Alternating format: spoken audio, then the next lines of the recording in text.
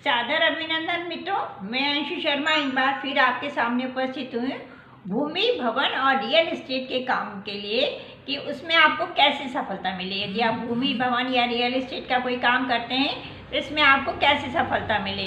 तो इसके लिए आपको करना क्या है कि 12 सफ़ेद घोड़े लाइएगा और उसको उत्तर पश्चिम दिशा में आप उस भूमि हो भवन के ऊपर या बिल्डिंग बनाई हो आपने उसके ऊपर रख दीजिएगा। और उसी का मॉडल, जिस प्रकार का आपने भवन बनाया है उसी का मॉडल या जिस प्रकार की आपने बिल्डिंग बनाई है, ये जब फ्लैट होते हैं ना, तो उसी टाइप का मॉडल बना करके भी उसी को उसी दिशा में उत्तर पश्चिम दिशा में रख दीजिएगा। इससे क्या होगा, और गाय का सींग, गाय लीजिए, गाय जो होती है ना, गाय को लीजिएगा और एक चांदी का कटोरा बना लीजिएगा। चांदी के कटोरे में आप गाय के ऊपर से, सींग के ऊपर से पानी डालते जाइएगा और वो चांदी के कटोरे में पानी आता जाएगा। जब पानी आता जाएगा इसके बाद वो सारे पानी को पूरी ज़मीन में आप पूरी फैला दीजिएगा। जो ज़मीन आपकी नहीं बिक रही है या जो आपने प्लाट काट के रखे हुए हैं जो नहीं बिक रहे हैं, तो वो आप पूरे वो पानी चांदी के कटोरे से चारों तरफ फैला दीजिएगा। इससे क्या होगा कि आपकी कॉलोनी भी हाथों हाथ बिक जाएगी, आपकी ज़मीन भी हाथों हाथ बिक जाएगी और उसमें कोई परेशानी नहीं आएगी गाय के। और वहाँ पर गाय और गाय के बच्चे को भी 3 दिन के लिए बांध दीजिएगा और उसका वहाँ चारा पानी ज़रूर कीजिएगा। और वहाँ पे वो गाय जो गोबर करती है, वो गोमूत्र करती है, इससे आपको फिर इसके बाद आपको उसको वो जिसका मालिक, गाय का मालिक है, उसको वापस कर दीजिएगा। इससे आपका जो भी दोष होगा, जिस प्रकार की भी परेशानी चल रही होगी, वो परेशानी दूर होगी। अब आपको करना क्या है कि एक एक हाथ के गड्ढे खोदने हैं, 4 गड्ढे खोदने हैं। 4 गड्ढे खोदने के लिए आपको उसमें 1.25 किलो पीली सरसों और 1.25 पाव सफ़ेद सरसों एक लेकर के आपको उस गड्ढों में डाल देना है।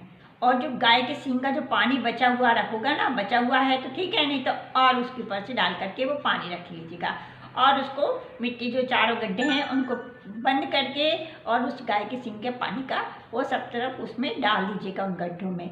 इसके बाद आपको करना क्या है कि इससे आपको ये जो आपकी ज़मीन नहीं बिक रही या किसी भी कारण से नहीं बिक रही है या बिल्डिंग नहीं बिक रही है या उसका मतलब कोई आपको ख़रीदार नहीं मिल रहा है, तो वो आपको निश्चित रूप से आपकी खरीदार भी मिलेगा और आपको अच्छी कीमत भी मिलेगी उस ज़मीन की या बिल्डिंग की या फ्लैट की, आपको उसकी कीमत भी अच्छी मिलेगी। और अब क्या होता है कि कभी वायु विकार भी होते हैं, तो वायु विकार में जैसे ठंडी ज़मीन होती है, कुछ एक ठंडी ज़मीन होती है जिसमें कि क्या बोलते हैं कि अपन कोई आता है, ग्राहक कस्टमर आता है और आके वापस लौट जाता है, उसको क्या बोलते हैं कि तो आपको करना क्या है कि एक मरकरी का स्वस्तिक बनाना है, गड्ढे खोदना है, साउथ ईस्ट 3 जगह, साउथ ईस्ट में 3 गड्ढे खोदना है और उसमें पीली सरसों डालना है। पीली सरसों डालने के बाद में मरकरी का स्वस्तिक डालना है बना करके और कामिया सिंदूर और मरकरी का स्वस्तिक ये जमा करके और उसमें डाल करके और उसको बंद कर देना है। आप देखेंगे कि आपकी जो भी समस्या चल रही है मकान से, रियल एस्टेट से संबंधित, वो निश्चित रूप से आपकी पूरी होगी। अब कुछ ज़मीनें ऐसी होती हैं जो लड़ाई झगड़े से की वाली होती हैं, तो लड़ाई झगड़े वाली ज़मीन के लिए भी आपको करना क्या है, 4 गड्ढे खोदने हैं वहीं पर जो आपकी ज़मीन है, वहाँ पर बिल्डिंग है, ज़मीन है, वो भी। पहली बात ये है कि आप जो मकान बनाते हैं या बिल्डिंग बनाते हैं वहाँ पे कच्ची ज़मीन छोड़ना ज़रूरी है, थोड़ी सी कच्ची ज़मीन छोड़ देना चाहिए। अब आपने देखा कि क्या बोलते कि तो आपको गड्ढे खोदने हैं 4 गड्ढे खोदने, 4, 5, 6 गड्ढे खोदने हैं। और इसमें आपको इस तरीके से यदि लड़ाई झगड़े वाली ज़मीन है तो आपको करना क्या है कि नॉर्थ ईस्ट में आपको सफ़ेद रंग का झंडा लगाना है, गड्ढा खोद करके एक हाथ का, और नॉर्थ ईस्ट में नॉर्थ में सफ़ेद रंग का वो लगाना है झंडा, और नॉर्थ ईस्ट में चमकीला लगाना है, और ईस्ट में आपको गोल्डन येलो कलर का लगाना है, और साउथ में आपको ग्रे कलर का लगाना है। राहु के लिए आपको ब्लैक कलर का लगाना है और वरुण के लिए आपको सफ़ेद रंग का लगाना है, और नॉर्थ वेस्ट में आपको ग्रीन कलर का लगाना है, और साउथ में आपको यम के लिए ब्लैक कलर का झंडा लगाना है। इन सबको झंडा लगाने से पहले आपको इन सबको उसमें नीचे पीली सरसों डाल देनी है और झंडा गड़ा दीजिए आपने। इसके बाद वो झंडे में आपको एक एक नारियल लगाना है, एक एक नारियल और पीली सरसों लेकर के आपको बांध देना है। आप देखेंगे कि आपकी ज़मीन जो है, जो सारा दोष खत्म हो जाएगा, सारी चीज़ें पर जो हैं वो ख़त्म हो जाएंगी और आपकी ज़मीन हो, मकान हो, बिल्डिंग हो, फ्लैट हो, वो हाथों हाथ बिकते चले जाएंगे और आपकी हर चीज़ की अच्छी कीमत आपको मिलेगी।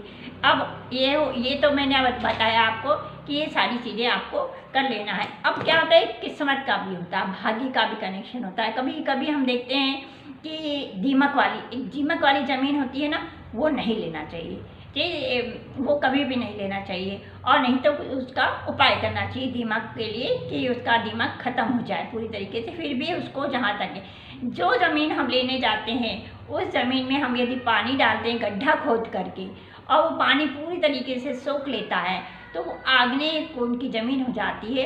तो उस ज़मीन को हमको नहीं लेना चाहिए, कभी भी नहीं लेना चाहिए इस ज़मीन को। और दूसरा ये है कि हमने इस ज़मीन को, ठंडी जो ज़मीन है हमने अपनी ज़मीन कोई ले ली है तो हर तरफ से हमको भूमि अच्छी मानी जाती है। समतल भूमि जो चौकोर होती है, जो समतल होती है ना भूमि, वो बहुत अच्छी मानी जाती है खरीदने के लिए।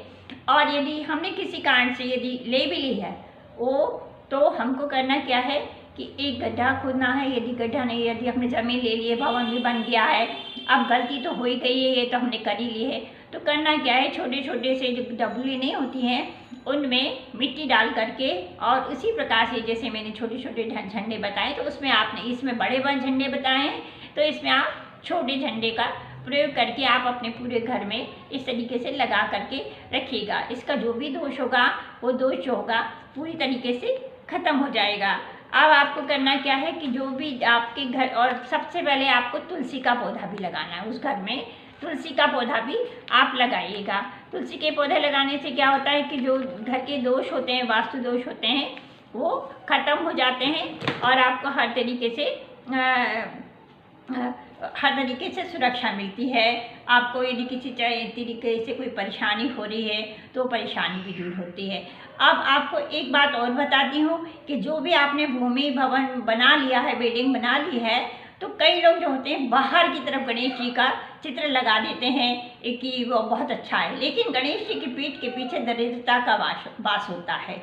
या तो आप पहले ही बना रहे हैं, जब मकान बना रहे हैं तो आगे पीछे दोनों तरफ ही गणेश जी लगाइएगा, और नहीं तो घर के अंदर की साइड में आप गणेश जी का चित्र लगाइएगा कि जब आप घर से बाहर जा रहे हैं तो सामने गणेश जी दिख रहे हैं और पीठ के पीछे की दरिद्रता जो है वो बाहर की तरफ जा रही है उनकी। इसलिए कभी भी घर के बाहर गणेश जी लगाना नहीं चाहिए। लगा रहे हैं यदि तो दोनों को समतल में एक जैसी ज़मीन, एक जैसे आमने सामने जो है वो बराबरी पे लगाना चाहिए। तो मैंने आपको ये रियल एस्टेट के बारे में और भूमि भवन के बारे में ये सारी चीज़ें बताई। ये निश्चित रूप से आपको सफलता देगी और आपकी जो भी कामों में अड़ंगे आ रहे होंगे वो आपके पूरी तरीके से दूर होंगे और आपके हर जो है आपकी सारी जो है इच्छाएँ हैं वो पूरी होंगी। जो आप बिल्डिंग से संबंधित है, रियल एस्टेट से संबंधित कुछ और है, रियल एस्टेट से संबंधित जो कि परेशानी है, अभी थोड़ा सा समय ज़्यादा होने के कारण से मैं आपको अगली बार में लेकर के आऊँगी, जो कि आपको और रियल एस्टेट से संबंधित कि जो कि आपको क्या करना चाहिए और किस तरीके से आपके कारोबार में बढ़ोतरी हो सकती है।